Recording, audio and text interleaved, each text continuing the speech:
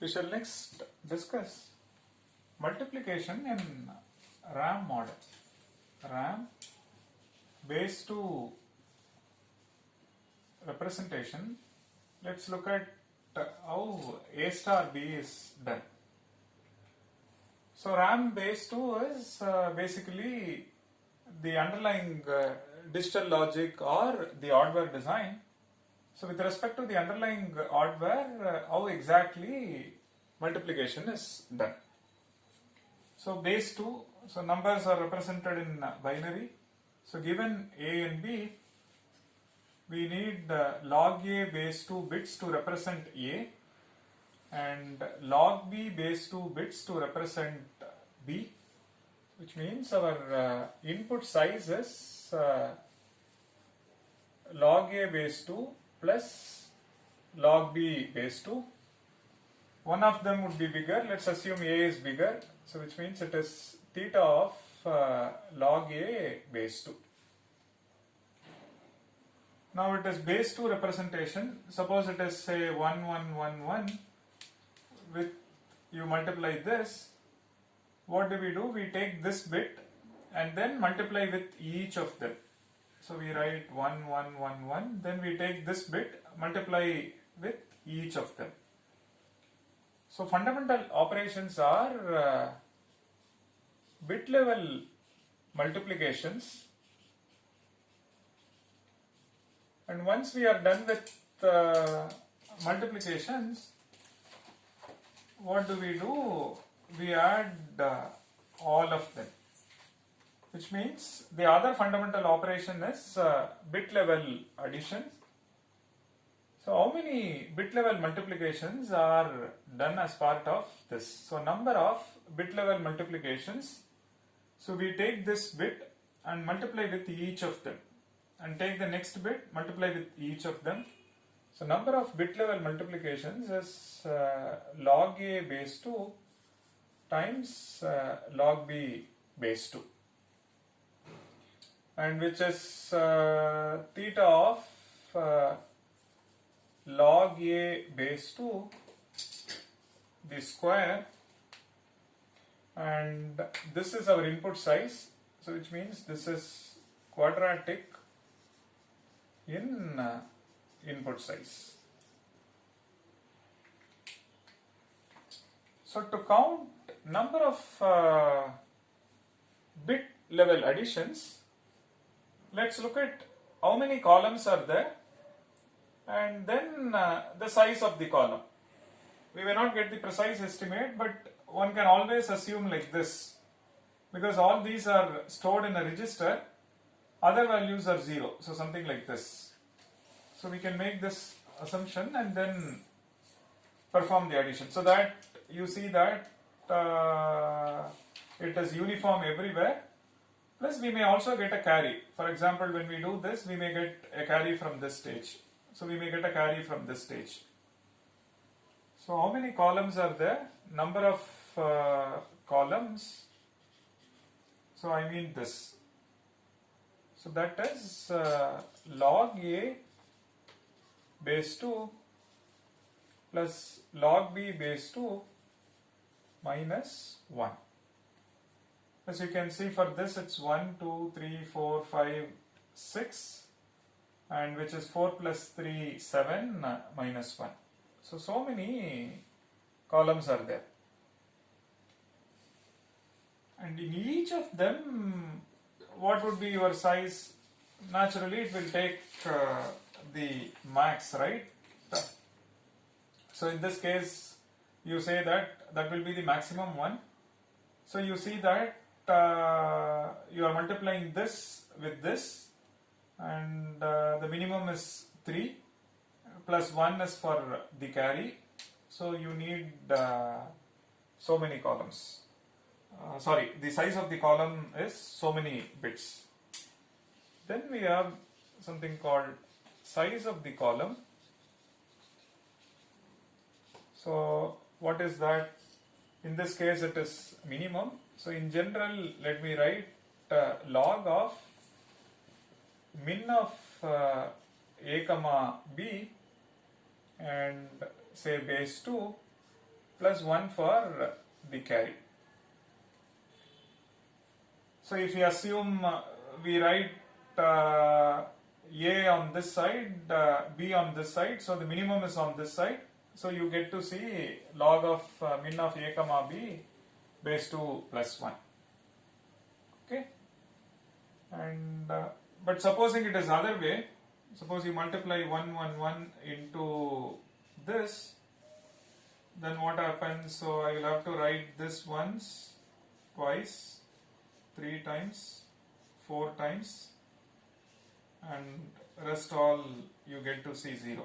So which means it is 4, then you may get a carry, and which is 5. In that case, it is log of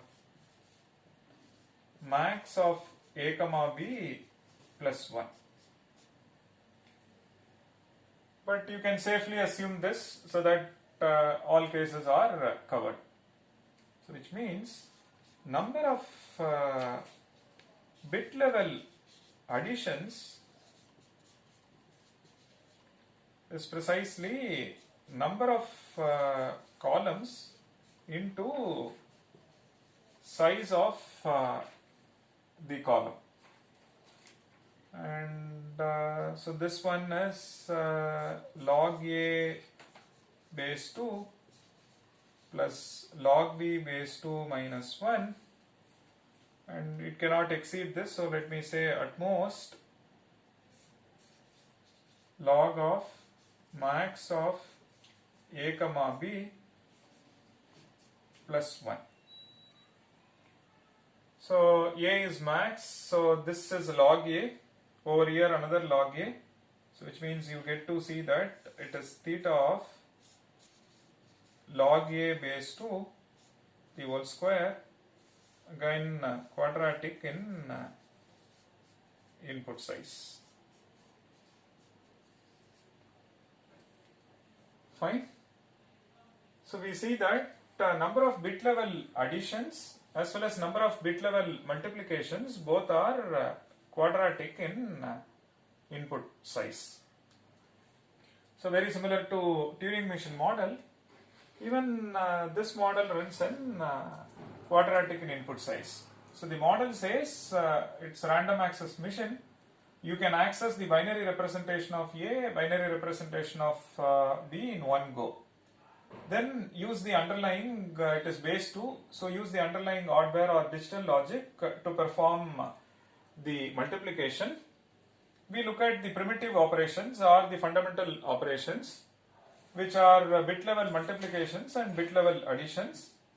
Then we count how many times we perform multiplications, how many times we perform additions, which we shall express, which we express as a function of input size, and over here we see that it is quadratic in input size. The next model is RAM base 10, or the decimal part, something that we follow as part of our programming language and so on.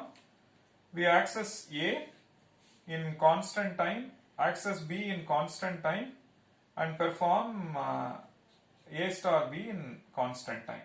So this takes theta of 1, input size is constant, and the operation is also constant. But this is really at higher level or abstract level, wherein details are suppressed, meaning the underlying mathematical model or the underlying oddware, how exactly input is represented and so on. But when we look at Turing machine unary representation or RAM base 2 representation, to some extent one can look at this problem at a micro level. So micro level analysis is done with respect to a specific model. So now we can take this forward, meaning I can keep this as a subroutine and see whether can I perform say factorial. What is the complexity of performing or computing factorial with respect to Turing machine unary representation? Similarly RAM base 2 with respect to RAM base 10. one can also look at what would be the complexity of finding nth Fibonacci number. What would be the complexity of listing Fibonacci sequence? All that one can analyze. So please note, when we look at these problems, output size also matters. Input size, as far as multiplication is concerned, we say it is a plus b plus 2. This is our input size. And as far as output is concerned, we write AB once. So it is AB. And so the output take occupies so many bits, and which we can always express as a function of a plus b plus 2, or it is polynomial in this. But there are problems where the size of the output tape or number of bit cells that it occupies, it is not polynomial in input size. It may be exponential in input size. So if the output tape itself is exponential in input size, then it is natural to conclude that the underlying algorithm is running in exponential in input size. Why? Because output tape takes exponential time. So I need to spend time in writing each of them. So I need to spend time in writing the first bit, second bit, third bit, and so on. And how many bits we write? What we write is exponential number of bits, exponential in input size. So which means I would have encountered, as part of this, I would have moved my read-write head so many times. So naturally the algorithm will also run in exponential in input size.